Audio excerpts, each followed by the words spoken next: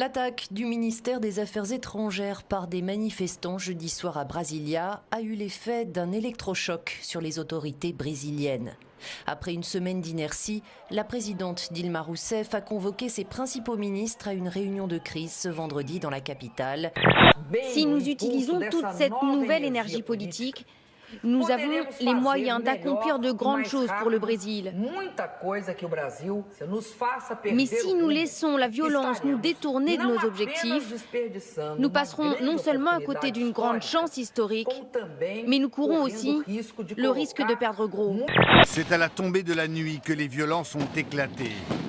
Des affrontements entre les forces de police et de petits groupes de jeunes. On s'était arrêté en face de la préfecture, on ne faisait rien. Et eux, ils nous ont chargés à cheval, brusquement. C'est comme ça que ça s'est passé. Et maintenant, regardez. Ce sont des journalistes présents à cette fête fédérale de gymnastique qui ont tourné ces images. Tout s'est précipité alors que les gymnastes dînaient sous les tentes. Le vent s'est rapidement levé, de plus en plus fort pour finir par tout emporter. Une manifestation de 2 militantes du groupe Femen qui se sont approchées du chef de l'État dans les allées du Salon du Bourget, seins nus comme à leur habitude.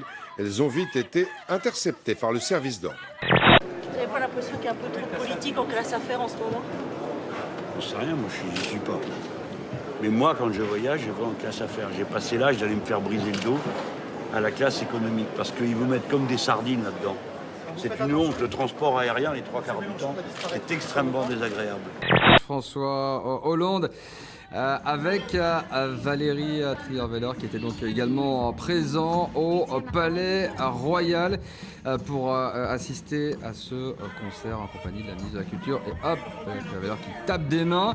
Un internaute a tweeté une photo d'un prêtre espagnol qui passe à la télé et qui affiche une ressemblance assez curieuse avec le président de la République française, ah oui, on voit la photo, François là, Hollande. incroyable. Voilà. Incroyable. Alors le prêtre s'appelle Javier Alonso Sandoka. Cette petite idée née en France a fait le tour du monde. Et d'une certaine manière, c'est le plus grand festival de musique par le nombre de participants et j'espère aussi parfois par la qualité. C'est pas la fête de la musique, c'est la fête du bruit. Je connais très bien la personne qui l'a inventé et je suis scandalisé là. Sujet du bac en histoire, un sujet très intéressant. La France est un État qui conserve aujourd'hui une certaine influence à l'échelle du monde. Justifier cette affirmation en donnant 2 arguments. LOL et MDR. Quoi. La solidarité sociale a poussé l'État français à construire des HLM, vous savez, c'est un peu ça. Pour HLM, on imagine. Exactement. Sur la réforme des retraites, les syndicats ont compté 200 000 manifestants, la police 50 000. Donc ça en fait 250 000.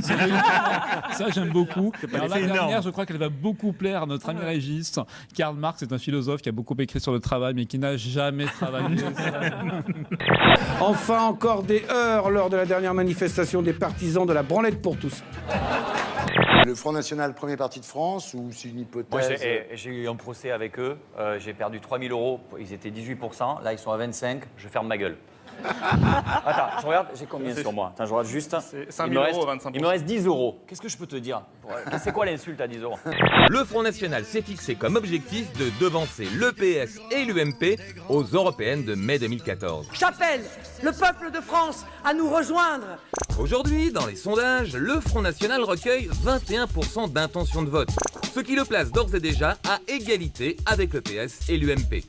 Mais le FN ne progresse pas seulement dans les sondages. Je propose de regarder le classement.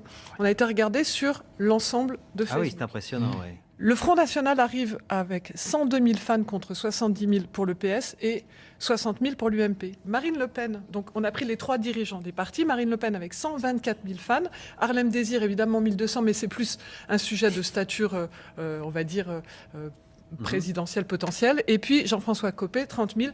La politique française, à une époque, les représentants s'appelaient Jaurès, s'appelaient Clémenceau, s'appelaient Barrès, s'appelaient Poincaré, etc.